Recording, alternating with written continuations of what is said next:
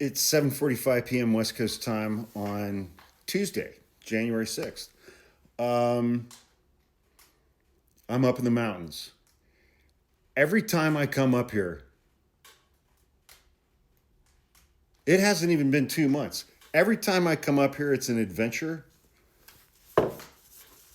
Wild things happen, little moments of serendipity and synchronicity.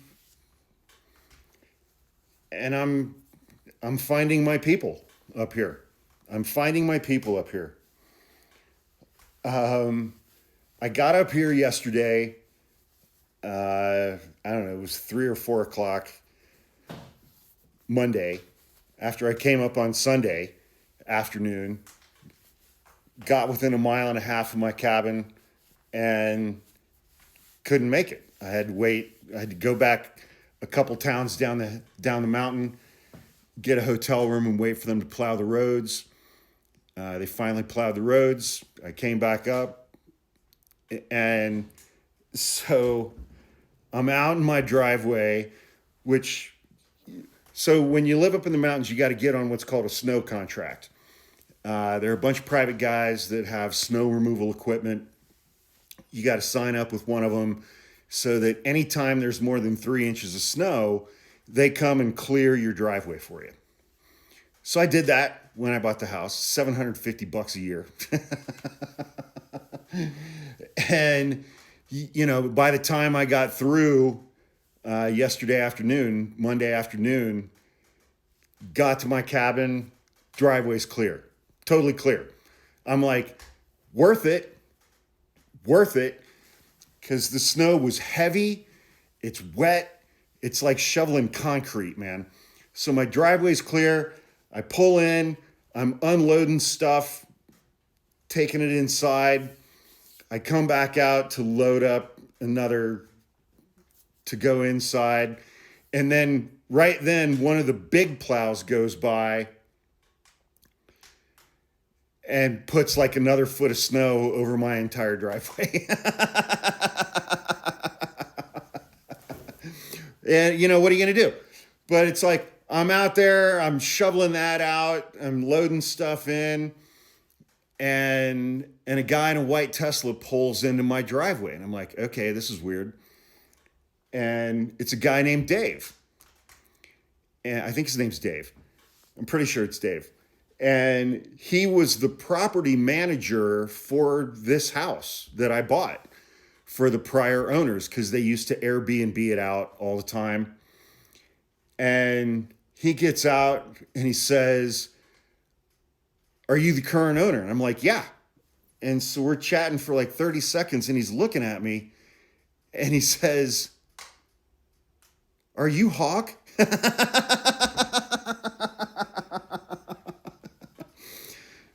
So he's lived down at that other town forever. He's got a vacation house on the same street as me. And so we hung out, we talked for a while. I brought him in, showed him around the stuff that I'm doing to the house. And he's like, "This is fucking amazing." And so I met him, connected with him. Scott, the retired contractor who's lived in that same town for 50 years, he recognized me at a gas station. I met him and his son. His son owns a business in town. So I've got their numbers. We're texting, we're hanging out. And then I went down the road a few miles to the local sports bar to get some dinner tonight. And I met this guy who's like the same age as me, Jeff from Pleasanton. And we're hanging out, we're chatting, we're telling jokes, we're cracking each other up. And it turns out that his house up here is about 200 yards down the road from me. And it's just these crazy, weird little moments, man. And Jeff had no idea who the fuck I am on social media. He and I were talking with this other guy who is a pro-life Catholic Trump supporter. I kind of feel like Jeff might be in that camp too. Because I greatly confused both of them. One of them brought up politics. So I was like, all right, I'll go there. And yeah, I was like, my politics are to the left of the Democratic Party, and I'm not a Democrat. And then we started talking about guns, and I was telling them about all the guns that I own, and they both were like, "Huh? What? Huh?" And so we worked out a lot of that stuff, and we had just an absolutely fantastic time hanging out, man. But it's like I knew it would happen sooner or later, but I'm finding my people up here. And I'm finding some people who are cool, but aren't really my people.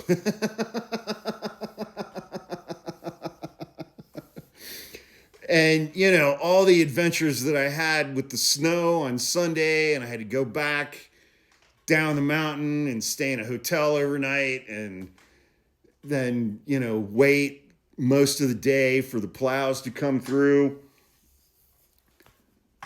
I mean, I've barely been up here 48 hours this trip, man. And it's just been a fucking ride. It has just been a ride, man. And I'm meeting lots of great people up here, having great conversations with people. I would say probably maybe 1 in 5 of the people that I've met up here know who I am on TikTok and YouTube. But it was so funny, man. It's like that guy Dave who used to manage this property, and then he recognized me. And it's like he and I were standing on the street, and he was like telling me which neighbors were cool and which ones weren't.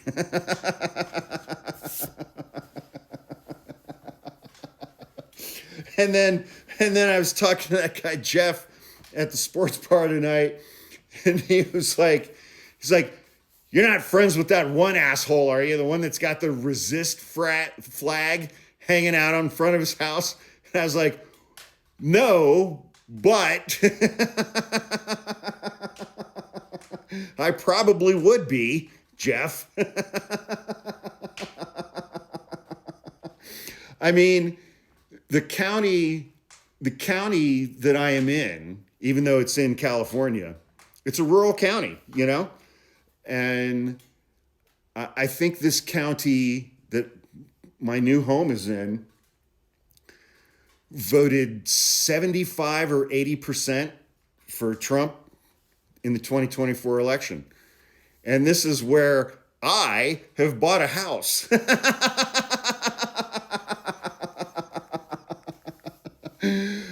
You know what, man? I'm sure it's going to be fine. It's going to be fine. It's going to be totally fine. But man, Jeff and I had the best time hanging out, and he told me a bunch of jokes that I can't repeat on this app, but they were funny. But it's like I gotta say, in January of 2026, it's always curious to me when I hear conservatives who support Donald Trump tell jokes about priests and child molestation. I mean, am I right? Epstein files. We didn't talk about that. I didn't bring it up, but I will next time.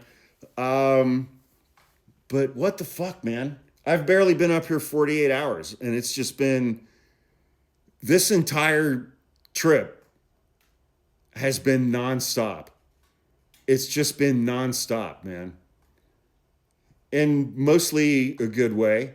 It's been bonkers. It's just been bonkers. So I'm going to eat a gummy. I've got a big fire going in the wood stove, and I am going to spend the rest of my evening reading and highlighting the superseding indictment that Jack Smith brought against Donald Trump for January 6th. And if I have it in me tonight, I'll record a longer episode, maybe a podcast episode about that, but we'll see. We'll see what happens.